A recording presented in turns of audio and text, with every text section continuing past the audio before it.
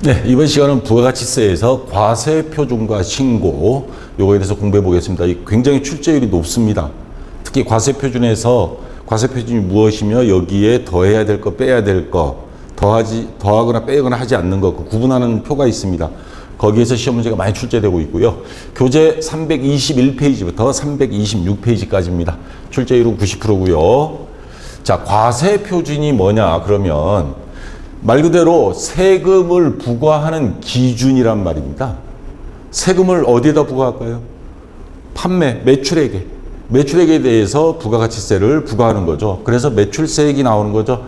자, 재화, 상품이나 또는 서비스, 공급 가액을 합친 금액을 말하는데 과세표준이란 거는 자, 우선 공급 가액은 그 기준이 판매대금 받은 거. 여기서 말하는 과세표준은 공급 가액과 공급 대가를 구분해야 됩니다. 공급 가액, 공급 대가 이거 좀 다릅니다. 용어가. 자, 여기서 말하는 공급 가액은 예를 들어서 100원짜리인데 부가세 10원 더해서 110원에 팔았다. 그러면 부가세가 안 들어간 금액은 공급 가액이라고 그러고 부가세까지 포함된 금액은 공급 대가라 그럽니다. 자, 근데 여기는 그냥 그 대가라고 했으니까 앞에 공급이란 말은 없는데 자, 일단 매출액. 자, 이건 뭐 중요한 건 아닙니다. 뒤에 가서 문제에 가서 공급 대가냐 공급 가액이냐 나온 것만 여러분들이 구분하시면 되겠습니다. 자, 일단 판매액. 또 두 번째는 금전을 받지는 않았는데 그 금전 이외의 대가를 받는 경우, 부당하게 낮은 대가를 받거나 받지 않는 경우 또는 자기가 공급한 재화 또는 영역이 그런 경우에 금액이 정확하게 구분이 안 될 때 시가. 폐업한 경우도 판매를 안 하고 끝내는 거기 때문에 판매 금액을 알 수가 없죠. 그래서 시가. 이런 경우는 시가로 하고요. 일반적으로 대부분은 다 99%는 여기에 들어갑니다. 자, 공급 가액이 됩니다. 요 말하는 대가는 공급 가액이 되는데 자, 구체적인 거는 그거를 먼저 보여드릴까요? 다음 페이지에 있나? 아, 뒤에 한참 뒤에 있네. 자, 여기 보시면 공급 가액 이렇게 표시가 돼 있죠. 자, 과세표준. 자, 그러면 공급 가액 부가세가 안 들어간 매출액에 포함하는 것과 포함하지 않는 항목 321페이지에 표가 있습니다. 거기 보시면 공급 가액 가장 일반적으로 상품 매출한 거 거의 대부분 여기에 들어가죠. 상품 대금, 부가세를 뺀 상품 대금, 그 다음 뭐 요금, 뭐 수수료 이러한 것들 금전적 가치가 있는 모든 것을 일단 가장 대부분이 다 여기에 들어가죠. 그 외에 상품 대금은 아닌데 회사의 수익으로 국세청 기준으로 세법상 이거는 매출액으로 발하는 것들이 나머지가 쭉 있습니다. 어떤 거냐면 자동차 같은 거 장기 할부 판매 또는 할부 판매하면서 이자도 받아가죠. 자, 무이자 할부 판매하면 상관이 없는데 이자를 받아갔을 때 그 이자도 매출액으로 봐야 된다. 세법에서 정하고 있습니다. 그 다음에 대가 일부로 보험료, 운송비, 하역비를 그 업체에서 원래는 판매하는 사람들이 대부분 부담하는데 매입자 보고 부담하라고 하는 경우. 그런 경우에 운송비, 자, 매입자 부담하는 경우 종종 있잖아요. 뭐 쿠팡에서 주문할 때도 하역료, 보험료 이거는 그 회사의 매출액으로 봐야 됩니다. 자, 그 다음 이거는 시험에 뭐 자주 나오는 건 아니어서 그냥 요런 뭐 마일리지로 결제할 때 마일리지 같은 경우도 매출액, 대한항공 같은데 마일리지도 매출액으로 봐야 된다. 뭐 이런 뜻이고요. 자, 이게 매출액이다. 그러면 공급가액, 다른 말로 우리 사회에서 쓰는 말로 매출액에 대해서는 곱하기 10%에서 매출세액. 그러면 이 매출액이 과세표준, 부가세 부과하는 기준이 되는 금액인데 여기에서 차감해야 하는 것 항목들이 여기 있습니다. 자, 부가가치세는 매출액에 더해졌으면 부가가치세는 빼라. 이거 여기에다 많이 더해지면 어떤 현상이 벌어지겠어요? 부가가치세에 대해서도 10%를 또 부과하는 게 돼버려요. 이중과세가 돼버립니다. 그래서 공급 대가가 아닌 가액이라고 하는 겁니다. 그 다음에 매출 할인. 팔았다가 자, 할인이라고 하는 거 외상가 빨리 갚으면 깎아주는 거죠. 그런 경우에 우리 순매출액 구할 때 차감 항목 세 가지가 있죠. 매출 할인, 매출 애누리, 매출 환입. 할인, 애누리, 환입. 요거는 순매출액 구할 때 차감하는 세 가지죠. 요거는 당연히 판매액에서 빼야 됩니다. 그 다음에 우리 소주 사면 소주병 가져갔을 때 얼마인지 모르겠지만 그거 돌려주죠. 그거 돌려주는 것도 매출액에서 빼줘야 되겠죠. 소주 판매 회사 입장에서는 소비자한테 돈 돌려준 거니까, 환경오염을 막기 위해서 돈 돌려준 거니까 당연히 이건 매출액에서 차감해야 되겠죠.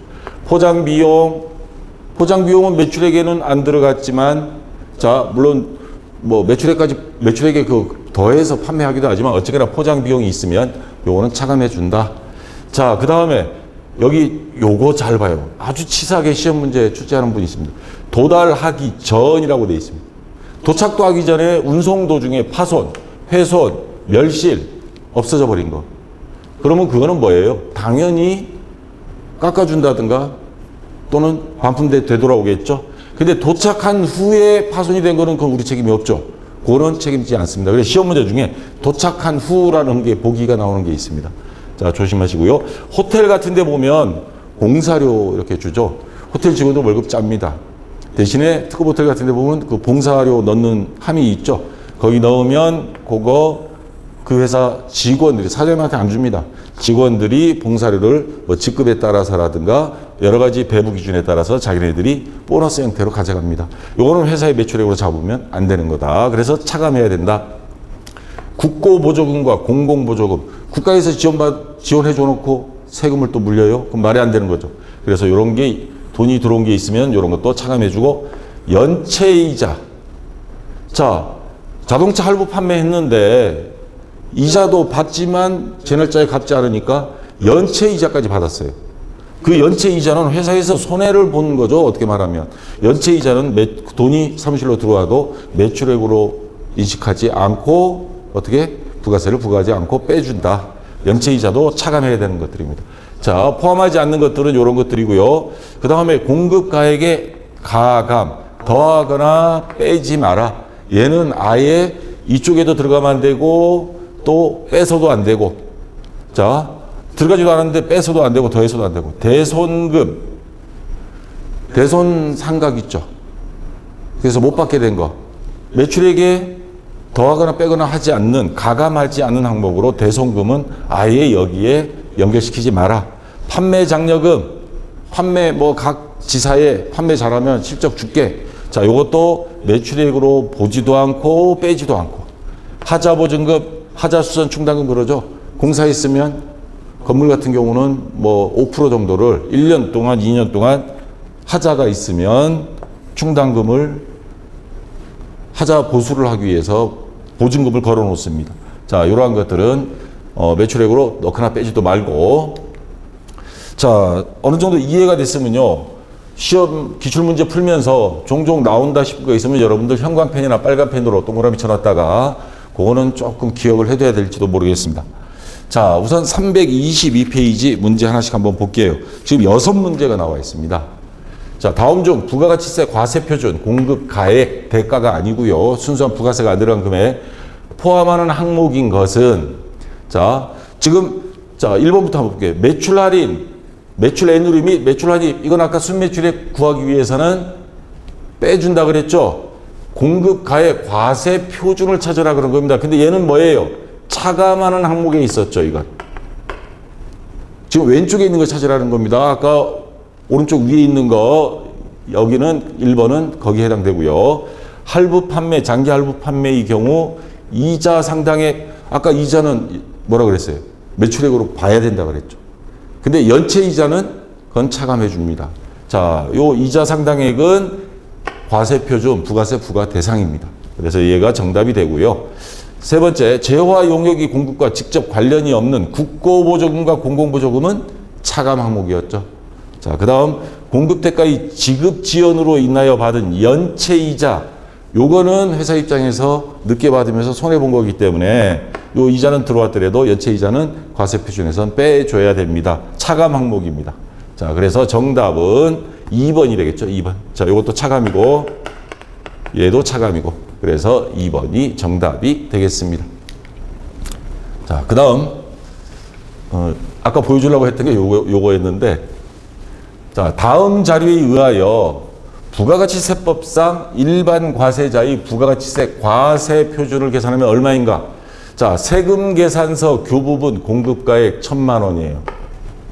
영세율이 400만 원이 이 안에 포함되어 있습니다.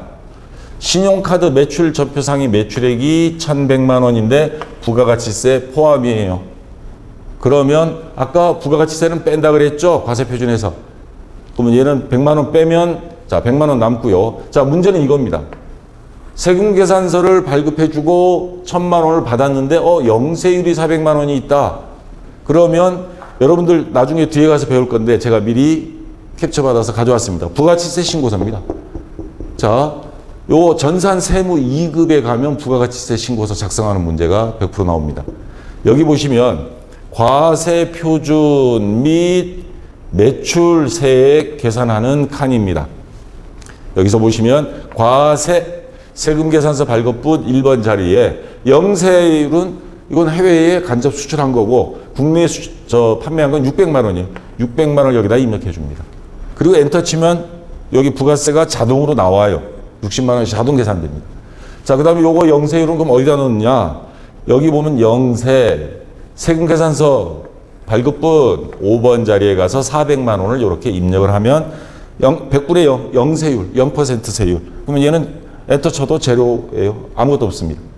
자, 그 다음에 신용카드 매출전표. 신용카드 매출전표 현금영수증 발행하는 건 여기다 입력하게 되어 있습니다. 3번 자리에. 부가세 포함이니까 부가세는 빼야 된다 그랬죠. 그래서 100만 원. 엔터 치면 부가세 10% 자동으로 10만 원 이쪽에 나옵니다. 자, 그러면 지금 이게 과세 표준이죠. 과세 표준에 과세에 들어간 거 600만 원, 100만 원, 그리고 영세에 들어간 거 400만 원 하면 과세 표준은 이거 전체 합친 거. 자, 합친 거 1,100만 원입니다. 여기 합계액 나와 있죠. 얘가 과세 표준이에요. 얘는 매출세액이고요. 이런 식으로 여러분들이 실무에 가면 입력하고 처리하게 되어 있습니다. 자, 그래서 정답은 3번 1,100만 원이 과세 표준이 되는 겁니다. 자, 됐고요. 자, 그 다음 3번 문제입니다. 다음 자료에 의하여 부가가치세 신고서상 일반 과세 사업자가 납부해야 할 부가가치세 금액은 얼마인가? 자, 전자세금 계산서 교부에 의한 제품 매출액. 자, 여기 조심할 거 공급 대가라는 말이 있습니다. 공급 대가는 부가세가 포함된 금액이다. 그러면 2,805만 원. 자, 이거 계산하는 방법은 나누기 1.1 해도 되고요. 또 다른 방법으로는 어떻게 하냐면 2,850만 원 곱하기 부가세까지 들어간 거니까 100%에다가 10% 더해진 거죠. 110분의 10 이렇게 해도 계산기 해도 됩니다. 자, 그러면 2,850만 원에 100분의 10 그러면 얼마가 나오죠? 자, 금액이 부가세는 255만 원입니다. 그래서 부가세가 255만 원을 빼면 나머지 금액이 나올 겁니다. 자, 그러면 계산해 보면 나올 거고요. 자, 즉 납부해야 할 부가가치세 금액 그랬으니까 자, 요거 110분의 10 하면 이거 부가가치세가 나오고요. 나누기 1.1 하면 부가세가 안 들어간 금액이 나옵니다. 지금 계산기가 여기 있구나. 해볼까요? 자, 2,805만 원, 2,805만 원 나누기 1.1 하면 2,550만 원 나옵니다. 자, 2,550만 원 네, 부가세 10% 255만 원 얘를 더하면 이 금액이 나오는 거죠. 자, 우리가 할 거는 요거 납부해야 될 세금 255만 원 일단 하나 나왔고요. 지출 준비용 현금 영수증에 의한 원재료 매입액. 자, 요거 매입액이니까 부가세 별도입니다. 요거는 매입세액이 되죠. 이거는 매출세액이고요. 그러면 매입세액은 자, 우선 30만 원 하나 나왔습니다. 10%니까. 신용카드에 의한 제품 운반용 소형 화물차 구입 1,500만 원 부가세 별도 매입세액 자 150만 원 또 더해야 됩니다. 화물차는 1000cc 이런 거 없습니다. 화물차를 벤츠 승용차처럼 타고 다닐 건 아니니까 자 이거 불공 매입세액 불공제가 아닙니다. 1,500만 원에 10% 150만 원. 신용카드에 의한 매출거래처 선물 구입 접대비입니다. 거래처에 준 거는 접대비죠. 요거는 불공 매입세 공제가 안 됩니다. 그러면 자, 지금 매출세액 255만 원 마이너스 매입세액 두 개 더하면 마이너스 180만 원. 예. 요거 빼주면 납부할세액이 됩니다. 자, 255만 원에서 180만 원 빼면 75만 원. 자, 납부할세액은 2번이 정답이 되겠죠. 자, 아시겠죠? 이런 식으로 시험 문제가 나옵니다. 여기 계산 제가 해놨네. 자, 요거에 110분의 10 했을 때는 부가가치세만 나오고요. 자, 나누기 1.1 하면 부가세를 뺀 매출 금액이 나오고 여러분 편하신 대로 계산하면 됩니다. 그래서 매입세 180만 원, 자, 거래처 선물 구입비는 불공제, 공제가 안 된다 해서 2번이 정답이 되고요. 자, 그 다음 4번 문제.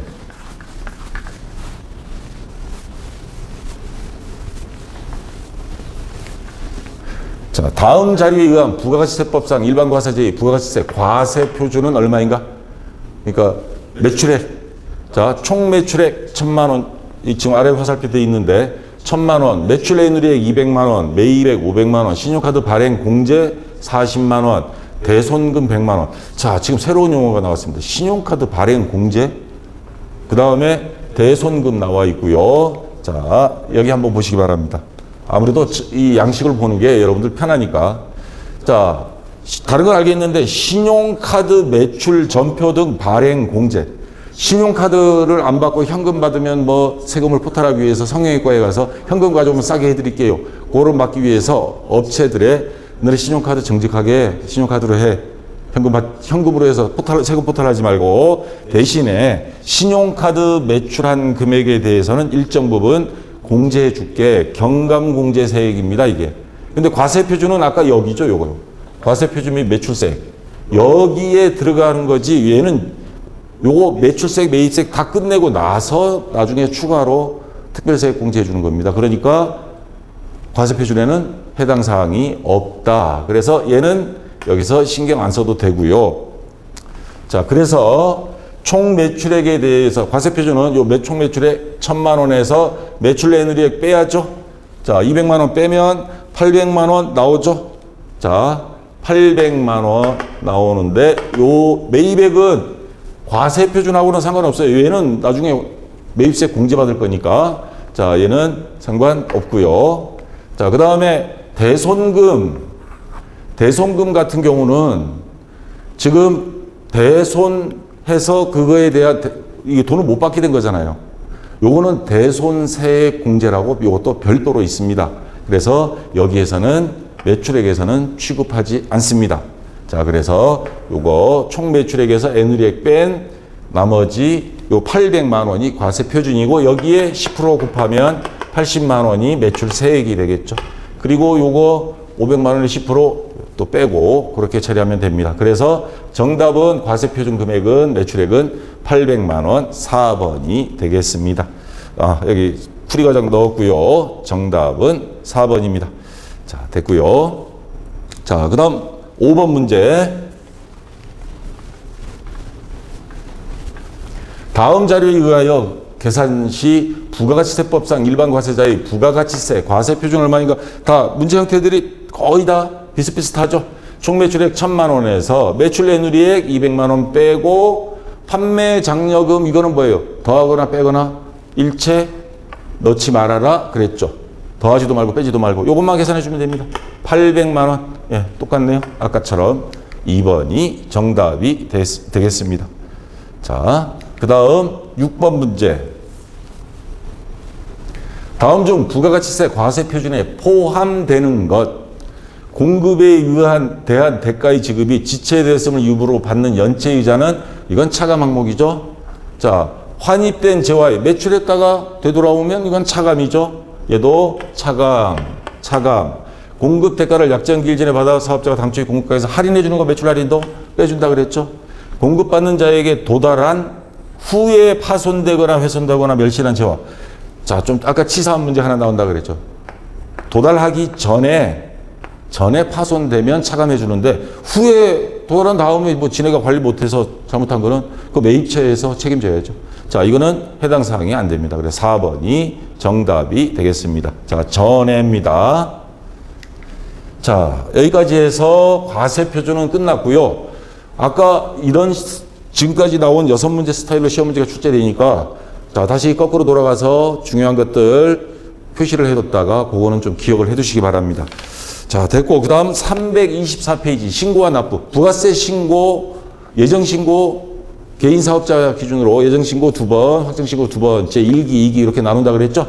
자, 예정신고와 납부는 1기 예정신고는 1월 1일부터 3월 31일까지입니다. 요거를 언제까지? 4월 25일까지. 네, 플러스 25일입니다. 그 다음에 2기분 예정신고는 7월 1일부터 9월 30일까지, 그리고 25일 더하면 10월 25일까지 신고 납부. 공휴일 끼면 그 다음날까지입니다. 자, 그리고 요 사이에는 확정신고 4, 5, 6월께 있고, 그 다음에 10, 11, 12월은 제2기 확정신고가 되죠. 자, 그리고 여기 보면 25일 이내에 여기 있죠. 자, 신고 요 기간 4월 1일부터 4월 25일 사이까지 해서 25일까지입니다. 자, 그 다음. 자, 다음 중 어느 하나에 해당하는 개인 사업자는 각 예정 신고 기간에 대한 납부세액을 신고해야 된다 해서 중요한 거는 자, 직전 과세액에 대한 납부세액이 없는 자, 예정 신고 기간 신규로 사업을 개시하는 자, 자, 각 예정 신고 기간에 대한 간이 과세자에서 일반 과세자로 변경된 자, 주사업 총괄납부 사업자 뭐 있는데 요거는 시험 문제에 나온 적은 없었습니다. 중요한 거는 지금까지 나왔던 거는 개인 사업자인 경우 징수하여야 할 금액이 30만 원 이하인 경우에는 이를 징수하지 않는다. 예정 신고에는 안 하고 지금 예정 신고죠. 개인 사업자도 자, 매출액이 일정한 자, 예정 신고 자격 조건이 되면 해야 되는데 자, 30만 원 확정 신고해도 됩니다. 일정한 매출액 이하일 때는. 근데 30만 원 이하일 경우에는 아예 징수를 안 하고 확정 신고 때 한꺼번에 합니다. 요게 한 2년 전에는 20만 원 이하였어요. 그런데 물가가 오르니까 30만 원으로 바뀌었습니다. 그리고 나중에 이 뒤에 보면 시험 문제가 하나 나와 있는데 30만 원 미만인 경우라고 나와 있는 경우도 있습니다. 자, 30만 원 이하와 미만은 1차이로 다릅니다. 그래서 미만하면 안 되고 30만 원 이하. 자, 이렇게 구분하시고요. 자, 그러면 자, 시험 문제 한번 기출 문제 보겠습니다. 부가세법상 예정신고 납부에 대한 설명이다. 가장 옳지 않은 것. 법인 사업자는 예정신고 기간 종료 후 25일 이내에 부가세를 신고 납부. 개인 사업자도 마찬가지입니다. 25일 이내. 예정신고 기간 종료 후.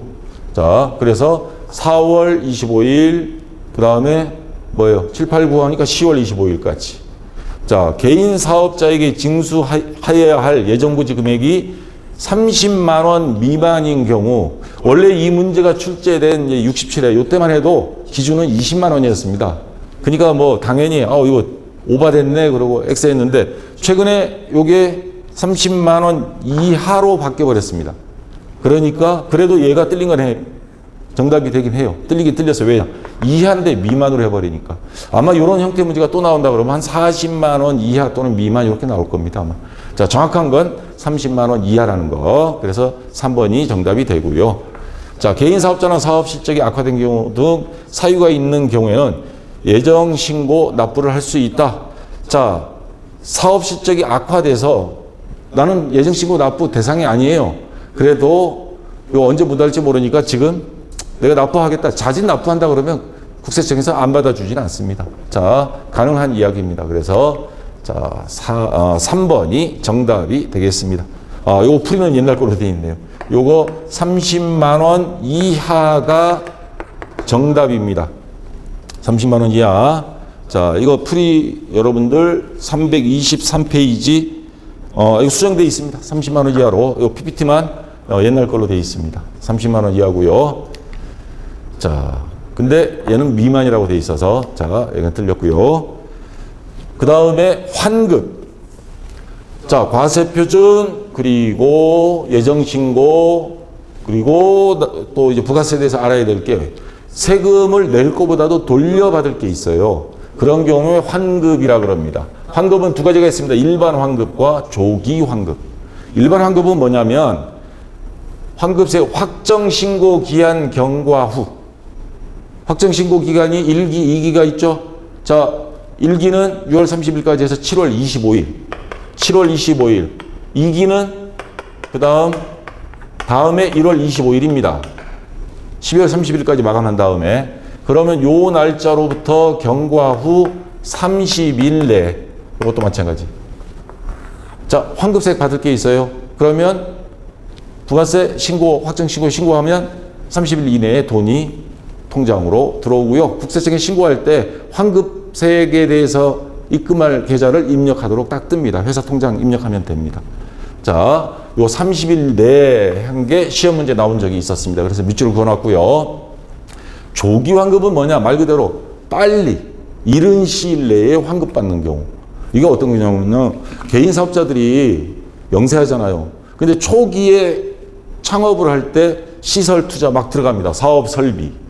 또 해외 수출하려면 수출 운송하는데도 뭐 한 달 걸리고 돈 받으려면 한참 걸리고 막 그러는데, 자, 그래서 영세율을 적용한다거나 사업 설비를 신설, 취득, 확장, 증축 초기에 돈 많이 들어가요. 기왕 돌려줄 거 좀 조기에 돌려주면 자금 회전에 굉장히 도움이 되겠죠. 그래서 이런 거는 어떻게 하냐면, 자, 조기 환급 기간별로 당해 조기 환급 신고 기한이 있습니다. 국세청에 들어가면 나옵니다. 거기에 경과 후에 조기 환급 신청서, 국세청 보통 1층에 민원실이 있는데 가서 조기 환급 신청서를 작성해 주면 됩니다.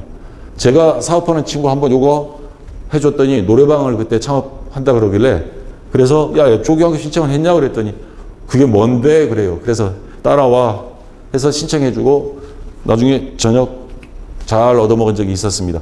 조기 환급 신청하면 15일 이내, 한 2달 빨리 돌려받았어요. 그 기간에 따라 좀 다르긴 하지만 조기환급 신청 기간이라는 게 있습니다. 거기 신청하면 바로 15일 이내에 돈이 들어옵니다. 자, 이게 바로 조기 환급입니다. 자, 그 다음, 자, 지금까지는 일반 사업자나 법인 사업자에 대한 이야기고, 간이과세자 지난번에 했죠? 기준이 뭐라 그랬죠? 연 4,800만 원 이하. 자, 간이과세 범위는 여기 있습니다. 공급 가액이 아니고 공급 대가입니다. 그러면 부가세를 빼고 나면 그러면 더 적어지겠죠. 자, 공급 대가 부가세까지 포함된 금액, 합 매출액에 부가세까지 포함된 금액이 연 4,800만 원 이하일 때 간이과세자고요. 자, 이 사람들은 어떻게 하냐면 해당 과세 기간이 공급 대가, 예를 들어서 4천만 원이다. 그러면 업종별 부가가치율, 원래는 일반 사업자는 10%를 세금을 내야 되지만, 자, 부가가치율 5%에서부터 뭐 30%까지가 있습니다. 요거를 곱해주고 다시 거기에 10%만 하니까 왕창 줄어듭니다. 거의 세금 뭐 안 내다시피 하죠. 자, 요게 바로 간이과세 제도고요. 자, 간이과세자도 납부 의무가 면제되는 기준이 있습니다. 간이과세자에 해당 과세기간에 대한 공급 대가가 3천만 원 미만. 자, 기준은 4,800만 원 이하인 사람인데 3천만 원도 안 나왔어요. 이거 계산기 두들겨 보면요, 세금 낼 거 없습니다. 그래서 아예 면제는 공급 대가 부가세 포함된 금액이 3천만 원 미만인 경우에는 납부할 의무가 없습니다. 자, 일반 과세자와 간이 과세자를 비교해 보면, 자, 일반 과세자는 납부세액은 매출세액에서 매입세액 빼서 납부해야 되는데 여기 뭐가 하나 더 들어가요. 매입세액 말고 공급대가 곱하기 부가가치율 곱하고 10% 해서 왕창 줄여주죠. 자, 그 다음에 세금계산서 지난 시간에 배웠죠. 발급할 수 없음. 간이과세자는 영수증, 신용카드 매출전표 요거 2개만 된다 그랬죠. 자, 모든 공급행위에 대해서 발급해야 됩니다. 또 연매출 3억 이상이면 전자세금계산서 의무적으로 해야 되고요. 자, 납부 면제 없는데 여기는 공급대가 3천만 원 이하이면 납부 면제 받고요. 그 다음 의제 매입세액은 이건 뒤에 가서 배울 겁니다. 뒤에 가서 나중에 설명할 건데 그냥 간단히 말씀드리면, 우리나라 농수축산물 그 농사 짓는 분들 어렵다 그러잖아요. 그래서 국내산 농수축산물을 매입해서 그걸 음식점에서 가공해서 뭐 고깃집에서 고기를 판다거나 하면 음식점 같은 경우에서 가장 많이 써주니까 의제 매입세액이라 해서 공제를 해주는 게 있습니다. 자, 그 다음에 가산세 뭐 이거 넘어가고요. 과세기간은 6개월에 2번, 1년에 확정신고 2번 하면 되고요. 간이 사업자는 1년에 한 번만. 자, 세금도 줄여줘. 3천만 원 이하는 아예 면제해줘. 신고도 1년에 한 번만 간단하게 하면 됩니다. 자, 시험 문제 한번 볼까요? 자, 326페이지입니다. 자, 다음은 과세 사업만을 영위하는 주식회사 셈이 지출액이다. 다음 중 조기 환급. 환급은 일반 환급과 조기 환급 두 가지가 있다고 그랬습니다. 자, 조기 환급 대상이 아닌 것. 창업 시에 재고 자산을 일시적으로 대량 매입한 경우. 제가 아까 친구 노래방 만들 때 창업할 때 뭐 다 칸막이 공사에 인테리어에 기계 들여오고, 자, 시설, 다시 말해서 유형 자산 중심입니다. 재고 자산을 왕창 샀다고 대량으로 매입했다고 요거는 안 됩니다. 그래서 얘는 조기 환급 대상이 안 되고, 해당되는 건 사업 설비 확장, 감가상각 자산이라는 건 유형 자산을 말하는 거죠. 그 다음에 아까 영세율, 해외 수출하는 사람들은 웬만하면 다 도와주려고 합니다. 국가에서. 자, 요거는 조기 환급이 맞고요. 얘는 안 되고 그냥 환급 받을 게 있으면 일반 환급으로 가야 됩니다. 자, 좀 얘는 빨리 환급 받을 거고 좀 늦게 받겠죠. 30일 이내에. 그래서 1번이 정답이 되고요. 자, 그 다음 2번 문제. 자, 그거 나왔습니다. 일반 과세자의 부가가치세 확정 신고 시 일반 환급세액이 발생한 경우 과세관청은 당해 환급세액을 확정 신고 기간 경과 후 며칠 이내에? 30일 이내죠. 30일 이내에 환급해 주어야 한다. 보통 이거보다 빨리 나옵니다. 이거 30일 경과되면 그 담당자 문책당해요. 그러니까 미리미리 결제받고 다 돌려줍니다. 자, 그래서 3번이 정답이 되겠습니다. 자, 지금까지 다 끝났고요. 뭔가가 조금 막히는 듯한 느낌이 있죠. 굉장히 어려워해요. 부가가치세 여기를. 그래서 327부터 332까지 33문제입니다. 이거 지금 이론 시험하고, 이론 시험만. 요거를 2년 전에는 몇 문제만 풀고 끝냈는데, 요거를 다음 시간에 1시간에 걸쳐서 요걸 다시 한번 복습 차원에서 하겠습니다. 만약에, 내가 풀어보니까 다 맞아. 그럼 강의 건너뛰어서 그 다음 강의를 보시면 되겠고요. 자, 여기까지 해서 이번 시간 마치도록 하겠고요. 자, 수고하셨습니다.